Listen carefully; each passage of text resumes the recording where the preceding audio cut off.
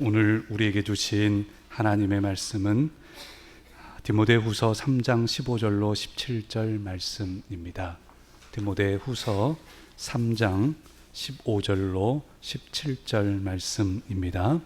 제가 봉독해 드리겠습니다. 또 어려서부터 성경을 알았나니 성경은 능히 너로 하여금 그리스도 예수 안에 있는 믿음으로 말미암아 구원에 이르는 지혜가 있게 하느니라. 모든 성경은 하나님의 감동으로 된 것으로 교훈과 책망과 바르게 함과 의로 교육하기에 유익하니 이는 하나님의 사람으로 온전하게 하며 모든 선한 일을 행할 능력을 갖추게 하려 함이라. 아멘. 여러분, 여기 볼펜이 하나 있습니다. 이 볼펜이 큰가요? 작은가요? 이 볼펜이 커요? 작아요? 작아요?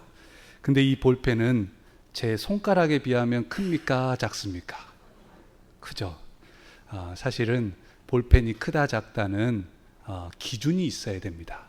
그러니까 사람마다 어떤 사람에게는 크다고 할 수도 있고 어떤 사람에게는 작다고 할 수도 있습니다. 기준이 참 중요한데요.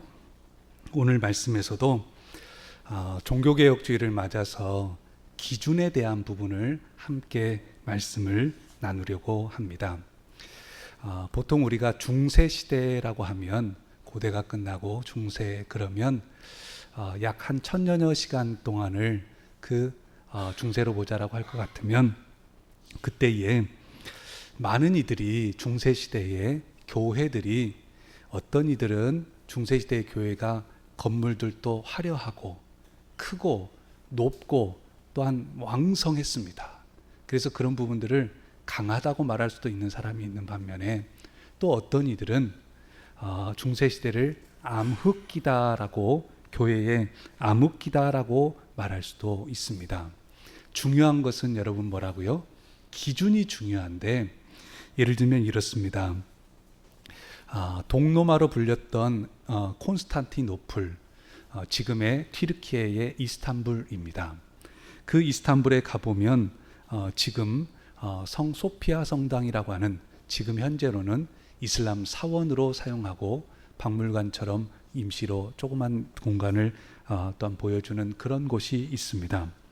그 성당은 지금부터 약 1500년 전에 지어졌습니다. 아니, 한 50년 전에 지어진 것도 아니고요.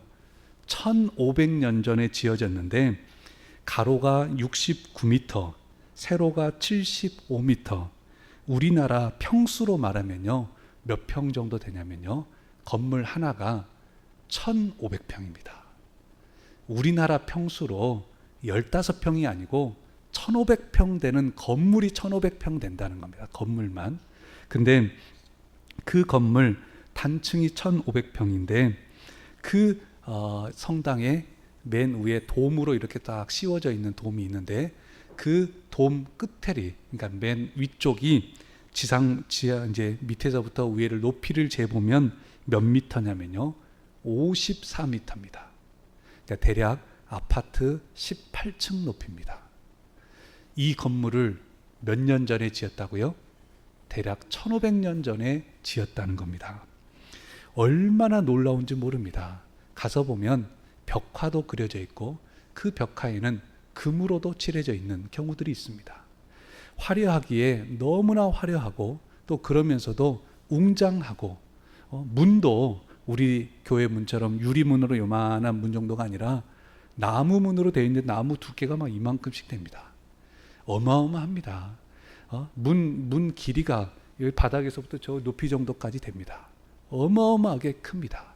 근데 여러분, 그렇게 화려하고 놀라운 그 성당의 건물이 그 당시로는 화려하고 그렇게 느껴지지만 사실 그 중세 시대에 얼마나 교회와 신앙이 암흑기였는가를 보여주게 되는 그런 하나의 상징이기도 합니다. 사랑하는 성도 여러분, 오늘 말씀은 기준에 대한 말씀을 드리고자 합니다. 화려함의 기준을 두고 또 때로는 웅장함의 기준을 두자면 중세시대는 가장 교회가 발달하고 가장 왕성했던 시기라고도 말할 수 있을 겁니다. 하지만 그 기준을 성경 말씀에 두자면 중세시대는요, 그렇게 교회가 어두울 수가 없습니다. 하나님의 영광이 아니라 사람의 영광이 나타나기 시작했고, 하나님의 말씀이 아니라 사람의 뜻대로 움직이기 시작했고, 하나님의 그 명령이 아니라 사람의 생각대로 움직여가기 쉬웠던 것이 중세의 교회들입니다. 그런 가운데 시작된 것이 바로 종교개혁이었습니다. 그리고 우리 또한도 지금 우리는 개신교, 특별히 장로교 가운데서 우리의 신앙을 새롭게 하고자 종교개혁주의를 지키고 있습니다. 주보 앞면에 보시면 종교개혁의 5대 강령 혹은 5대 정신이 나와 있습니다. 오직 성경, 오직 믿음, 오직 은혜, 오직 그리스도, 오직 하나님께 영광, 이러한 5가지의 정신을 가지고, 강령을 가지고 그 안에 종교개혁 정신들이 포함되어져 있습니다. 오늘부터 5주간 그 5가지 중에 한 가지씩을 함께 나누면서 특별히 오늘은 오직 성경이라고 하는 이 부분에 초점을 맞춰서 함께 말씀을 나누고자 합니다. 중세시대의 교회를 크게 건축하고 그리고 또한 성당을 건축하면서 그러면서 예술품, 조각품, 그 다음에 여러 구조물들, 이런 경우들을 만들려고 하다 보면 여러분 뭐가 많이 들까요? 돈이 많이 듭니다. 그러다 보니까 그 로마의 교황이나 이런 경우들은 본인이 있을 때에 이렇게 큰 건물을 지었다, 이런 것들을 드러내고 싶어가지고, 공적을 삼고 싶어가지고 부족한 돈을 여러 경우로 해서 막 돈을 막 뜯었어요.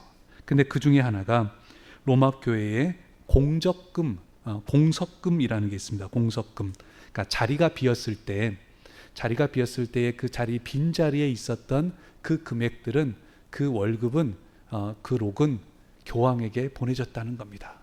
그러다 보니까 이게 나중에는 악용이 되면서 한 사람이 두세 사람의 성직록을 차지하기도 했고, 어떤 한 고급 매춘부는 22개소의 교구, 7개소의 수도원, 44개소의 대성당의 평의원직을 가지면서 그런 부분들을 그냥 가지고 있으면서, 혼자이면서도 가지고 있으면서도 나중에 그것을 사고 팔기까지 하는 그런 일들까지 벌어졌다는 겁니다.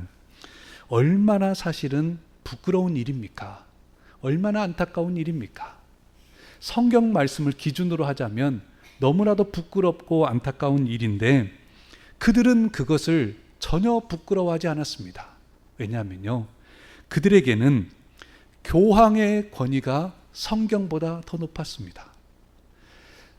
또한 교회의 회의가, 어떤 회의를 하게 되면 그 회의의 권위가 성경보다 더 높았다는 겁니다. 심지어 교회의 전통이 성경보다 더 권위가 높았다는 겁니다. 그러니 교황의 뜻대로, 교회의 전통대로 회의에서 결정하면 그것을 하면 되는 것이다 라고 했고, 그래서 화려하게 크고 웅장하게 다 지어놓으면 와, 좋다, 큰 업적을 이루었다, 잘했다, 이렇게 말을 했다라고 하는 겁니다. 하지만 그 가운데 하나님의 눈물이 있었고 예수 그리스도의 안타까움이 있었음에도 그것을 보지 못하고 어려워하고 그 가운데서 또한 그 어둠 가운데 사실은 좋아하고 있었다라고 하는 사실입니다.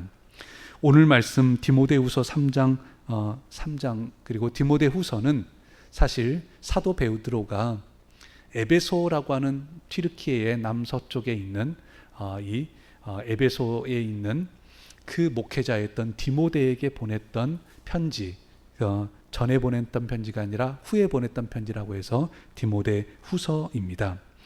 그 에베소라고 하는 곳은 어떤 곳이냐면요, 저희가 내년 2월에 성지순례 갈 때도 에베소를 들리게 될 텐데, 에베소는 상업이 발달했던 곳입니다. 항구 도시였습니다.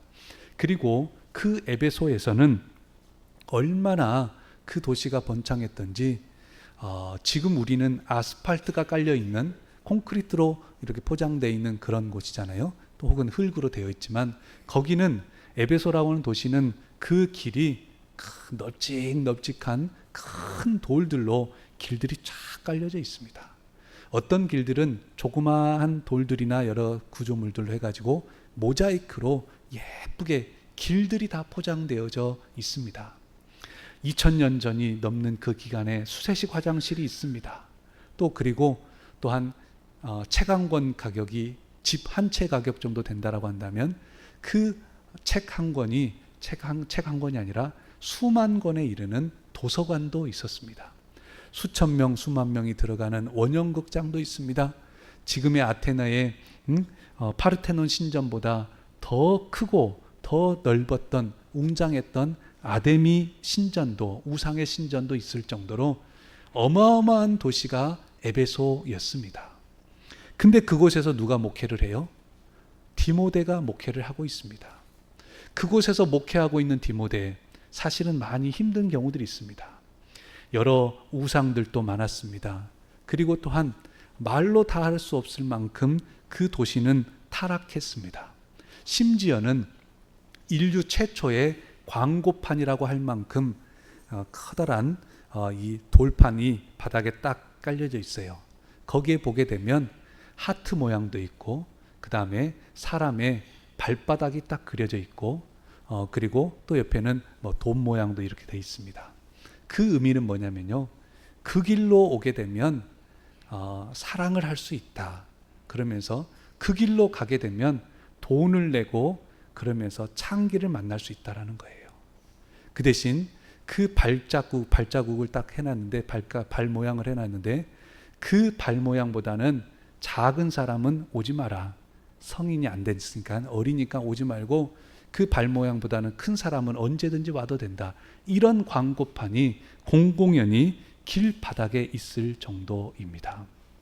그만큼 타락했던 곳이 이 에베소인데, 그곳에서 목회하고 있는 디모데에게 그곳에서 목회를 잘 하려면, 그곳에서 복음을 증거하고 하나님의 나라를 세워가려면 어떻게 해야 될 것인가 라고 할 때에 사도 바울은 마지막에 딱 한 가지를 말합니다. 오늘 말씀 15절에 보면, 또 어려서부터 성경을 알았나니 성경은 능히 너로 하여금 그리스도 예수 안에 있는 믿음으로 말미암아 구원에 이르는 지혜가 있게 하느니라 라고 하면서, 성경은, 그 성경 말씀은 그 말씀 안에 능력이 있고 믿음으로 말미암아 구원에 이르는 지혜가 있다라고 하면서, 그 어려운 상황 가운데 목회하고 있는 그 디모데에게 한 가지 정확한 기준, 한 가지 정확한 그 능력의 부분을 말씀했는데, 그것이 뭐라고요? 바로 성경입니다. 종교개혁의 정신은 오직 성경이었습니다. 교황의 권위가 결코 성경의 권위를 넘어서서는 아니 됩니다. 교회의 회의가 결코 성경의 권위를 넘어서서는 아니 됩니다. 또한 교회의 전통이 결코 성경의 권위를 넘어서서는 아니 됩니다. 오직 성경입니다. 이 말씀은 우리 공음교회에도 적용이 가능합니다. 아무리 담임 목사의 권위가 있다 한다 할지라도 그 담임 목사의 권위는 성경과는 비교도 되지 않습니다. 아무리 교회의 전통이 60년이든 아니 100년이든 1000년이 되었다 할지라도, 우리 교회 전통이 1000년이 됐으니까 1000년 동안 이렇게 해왔으니까 우리는 성경에서 말하는 것하고 따르게 해도 된다. 아닙니다. 교회의 전통이 1000년이 되든 2000년이 되더라도 성경의 권위를 넘어서서는 아니 됩니다. 오직 성경입니다. 교회가 당회로 모이고 공동회로 모이고 노회로 총회로 모인다 한다 할지라도, 아무리 총회로 모인다 한다 할지라도 그 총회의 결정은 성경의 권위를 넘어서서는 아니 됩니다. 오직 성경 말씀, 그 성경이 정확한 기준이 된다라고 하는 것을 기억하시기를 소망합니다. 이 말씀, 기준에 대한 이야기입니다. 그러면서 우리가 우리 영혼을 새롭게 한다라고 할 때에 16절 말씀에 보게 되면, 모든 성경은 하나님의 감동으로 된 것으로 교훈과 책망과 바르게 함과 의로 교육하기에 유익하다라고 말씀합니다. 모든 성경, 특별히 오직 성경입니다. 하나님의 말씀, 그 성경 말씀이 기준이 될 때에 중세 교회들이 엉뚱한 방법으로, 말도 안 되는 방법으로 헌금을 뜯어서 그걸로 교회를 세우고, 그 교회는 높아지고 웅장해지고 커지고 화려해지고 했지만, 하지만 여러분, 그곳에 하나님의 영광이 거하지 아니하였다라고 하는 사실입니다. 그 시대를 지금은 어둡다라고 표현하고 있다라고 하는 사실입니다. 오직 성경입니다. 저와 여러분 모두에게도 마찬가지입니다. 종교개혁주의를 지내면서요, 우리 안에 여러분 개인이 변화되고자 하는 마음이 없다면 사실 종교개혁주의도 헛것입니다. 교회가 개혁돼야 됩니다. 맞습니다. 구역도 개혁돼야 됩니다. 맞습니다. 하지만 근본적으로는 저와 여러분 한 영혼이 변화돼야 됩니다. 한 영혼이 변화되고 한 영혼이 개혁되고 그 신앙이 온전히 하나님의 말씀을 중심으로 해서 바꿔져야 됩니다. 여러분, 그러려고 한다면 오직 성경이 아니고서는 아니 됩니다. 인간의 철학으로요? 아니요. 인간의 인권으로요? 아니요. 문학으로요? 그것도 아닙니다. 예술로요? 물론 예술이 그 안에 포함이 되지만 예술만 가지고도 아니 됩니다. 오직 성경입니다. 오늘 말씀에 보면 모든 성경은 하나님의 감동으로 되어 있다라고 말씀합니다. 감동으로 되었다라고 하는 표현을 헬라어에서는 더 풀어서 말하면 영이 담겨 있다, 호흡이 담겼다라고 하는 표현입니다. 하나님의 감동이라고 하는 표현은 뭐냐면요, 하나님의 영이 담겨 있다는 겁니다. 하나님의 호흡이 그 말씀에 담겨 있다는 겁니다. 하나님께서 흙으로 사람을 지으시고 난 다음에 후 하고 하나님의 영을 불어넣으셨습니다. 그랬더니 생명이 되고 사람이 되었습니다. 이 사실은 너무나 놀랍습니다. 하나님의 감동으로 성경이 쓰여졌다라고 하는 것처럼 하나님의 말씀이 여러분 마음속에 담겨져 있을 때에, 오직 성경 말씀 붙잡고 나아갈 때에 하나님의 영이 담겨져 있는, 하나님의 호흡이 담겨져 있는 그 말씀이 여러분의 마음속에 심겨지게 되면, 우리의 마음속에 온전히 자리하게 되어지면 우리의 영혼이 살게 될 줄로 믿습니다. 우리의 영혼이 다시금 거듭나게 될 줄로 믿습니다. 부끄러운 자리에 있는 것을 부끄럽게 알게 될 줄로 믿습니다. 여러분, 바퀴벌레가 시궁창에서 돌아다닙니다. 시궁창에서만 살 때는 바퀴벌레는 시궁창이 더러운지 모릅니다. 그런데 그 바퀴벌레가 시궁창을 벗어나서 깨끗한 곳에 가 있으면 시궁창이 얼마나 더러웠는지를 알게 됩니다. 오직 성경은 저와 여러분들에게 하나님께서 놀라운 그 하나님의 영을 불어넣으셔서 교훈과 책망과 바르게 함과 의로 교육하기에 유익하다라고 말씀합니다. 하나님의 말씀이 저와 여러분 가운데, 그 영이 불어넣어진 그 말씀이 저와 여러분 가운데 가득하기를 소망합니다. 그리할 때에 우리는 바꿔지게 될 겁니다. 우리는 변화되게 될 것입니다. 하나님의 말씀으로 받아야 합니다. 몇 년 전에 전국 목사님들, 장로님들이 모여서 기도회를 열었다라고 합니다. 그리고 그 저녁 집회가 끝나고 난 다음에 이제 숙소로 가게 되는데, 낙뢰를 동반한 강한 비가 내리기 시작했습니다. 거기 모인 수백 명의 분들이 발을 동동 구르면서 비가 너무나 많이 오니까 어떻게 가야 되나 기다리면서 발을 동동 구르고 있었습니다. 마침 교회 관계자들이 교회에 준비된 우산이 있으니까, 넉넉하게 준비가 돼 있으니까 걱정 마시라고 하면서 우산을 가지고 오게 되었습니다. 그리고 우산을 하나씩 줄이려고 하는데, 여러분, 갑자기 수백 명이 몰려 들어가지고 우산을 쟁탈하고자 하는 쟁탈전이 벌어졌다는 겁니다. 그 모습을 곁에서 한 10분 정도를 보고 있었던 한 성도님이 아귀 다툼이 따로 없네. 아귀 다툼이 따로 없네. 그 모습을 보면서 그렇게 말을 할 정도였다라고 합니다. 우산은 넉넉했고 모두가 우산을 다 쓸 수 있었다라고 합니다. 여러분, 그런데 그날 저녁 집회에 선포된 메시지가 뭐였는지 아십니까? 현재 한국 교회 문제의 99%는 내부의 잘못이며 특히 목회자와 지도자들의 잘못이 크다. 그 말씀이 선포되었고, 그리고 난 다음에 집회가 끝날 때에는 6분의 특별 기도자를 세워가지고 영적 지도자들의 크고 작은 죄를 고백하며 통곡하며 기도했고, 회개하고 난 다음에 기도했는데, 그 회개 기도가 끝난 지 10분 만에 그 우산 하나로 아귀 다툼이 벌어졌다라고 하는 겁니다. 사랑하는 성도 여러분, 우리가 하나님의 말씀을 받을 때에 오직 성경, 하나님의 말씀으로 받아야 됩니다. 사람이 중요한 게 아닙니다. 어느 한 사람의 권위가 중요한 게 아닙니다. 교회의 전통이 중요한 게 아닙니다. 어느 회의의 권위가 높은 게 아닙니다. 오직 성경입니다. 오직 성경, 하나님의 감동으로 된, 하나님의 영이 불어넣어진 그 말씀이 저와 여러분 가운데 거하게 될 때에 그 말씀이 우리에게 참된 교훈이 될 줄로 믿습니다. 그 말씀이 저와 여러분에게 참된 책망이 될 줄로 믿습니다. 하나님의 말씀으로 우리의 영혼을, 그 말씀을 받게 되면요, 때로는 수십 명이 가까이에 있는 사람도, 별의별 사람도 다 말을 해도 듣질 않고 변화가 되지 않았던 게요, 하나님의 말씀으로 내 마음에 책망이 되어지면요, 얼마나 마음이 뜨거운지 모릅니다.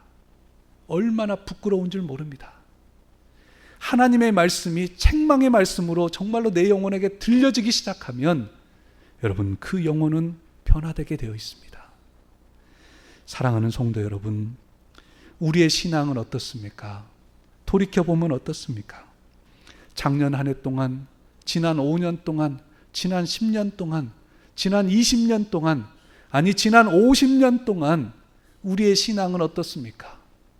우리의 몸이 날로 쇠약해져 가는 것처럼, 머리에는 흰머리가 늘어나고 주름이 들어가는 것처럼, 여러분, 혹 우리의 신앙은 날로 새로워져 가야 되는데 우리의 신앙도 날로 약해져 가고 날로 무거워져 가고 날로 어려워져 갔던 것은 여러분 아닙니까? 오늘 말씀은 우리가 변화될 수 있는 그 길은 오직 성경입니다. 오직 하나님의 말씀이 우리 안에 거하게 될 때에 교훈과 책망과 바르게 함과 의로 교육하기에 유익하다라고 말씀합니다. 그러면서 17절 말씀해 보니 이는 하나님의 사람으로 온전하게 한다라고 말씀합니다. 온전하게 한다라고 하는 것은 원어 성경에 보면 부러진 뼈를 제자리에 맞춘다라고 하는 의미를 가지고 있습니다. 뼈가 부러졌는데 제자리를 잘 맞춰가는 것처럼 온전케 된다는 겁니다. 하나님의 말씀이 우리 안에 거하게 될 때에 오직 성경입니다. 누군가 어느 한 사람의 지대한 영향력이 있는 말이 아니라 오직 성경입니다. 그 성경 말씀을 붙잡고 그 말씀으로 나아갈 때에 살아있고 활력이 있어 좌우의 날선 어떤 검보다도 예리하여 홍과 영과 및 관절과 골수를 찔러 쪼개기까지 하며 또 마음의 생각과 뜻을 판단하는 그 하나님의 말씀으로 우리가 변화되고 주님을 닮아가고 하나님 앞에 영광 될 줄로 믿습니다. 기도하시겠습니다.